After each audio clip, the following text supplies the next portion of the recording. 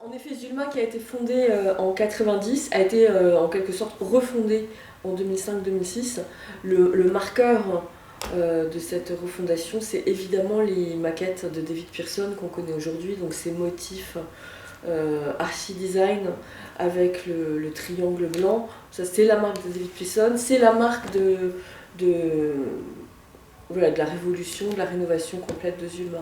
Donc à partir de cette date-là, on a une ligne éditoriale qui est très forte, qui est ouverte sur les littératures du monde entier, où je m'évertue à aller explorer des territoires qui parfois sont moins courus des éditeurs, histoire de trouver des trésors voilà, des perles rares, et voilà, tous ces textes merveilleux, tous ces auteurs étonnants qu'on peut découvrir partout dans le monde.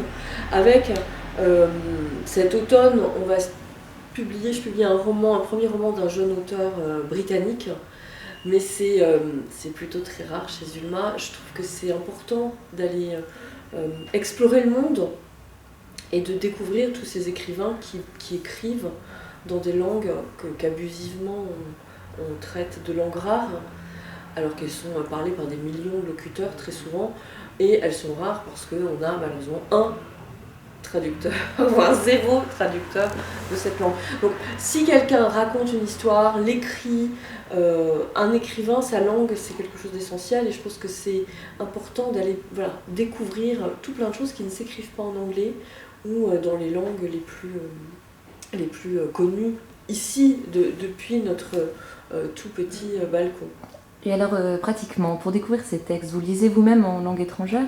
Non, pas du tout. En fait, je travaille énormément avec les traducteurs, et les traducteurs sont souvent des gens à la fois des ressources très précieuses sur leur domaine culturel, et en même temps des gens généreux, passionnés.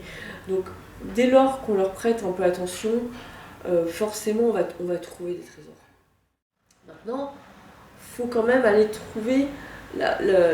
un traducteur n'est pas forcément un éditeur, au sens où il est passionné par la langue, par la culture, par la littérature, mais il ne va pas forcément avoir l'idée de cet auteur-là, en particulier ce roman-là, qui va nous parler à nous. Parce que c'est pas le tout d'aller chercher des choses merveilleuses très loin, encore faut-il que ce soit des choses merveilleuses qui nous parlent, qui nous disent quelque chose à nous, ici en France, dans le monde dans lequel on vit, et qui soient transposables, partageables. Et un vrai trésor, c'est un trésor qu'on peut partager.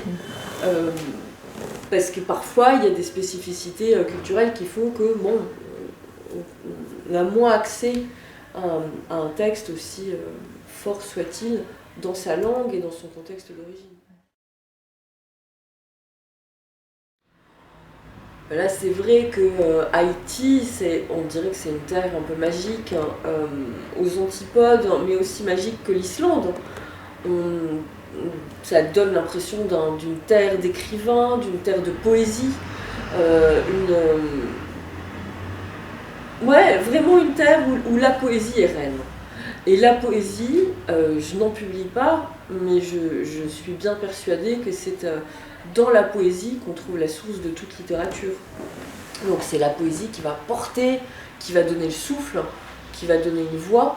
Et c'est vrai que en Haïti, il y a une sorte de foisonnement d'écrivains aussi passionnants les uns que les autres, et très prometteur, donc que ce soit Mackenzie Orsel, dont on a publié le premier roman il y a 2 ans et qui travaille d'arrache-pied au suivant, que ce soit Dominique Batraville, qui est un poète vaudou, habité, tout à fait étonnant, et puis cet immense classique de la littérature et de la littérature haïtienne qui est Gouverneur de la Rosée, qu'on a réédité dans notre collection de poche justement cet automne.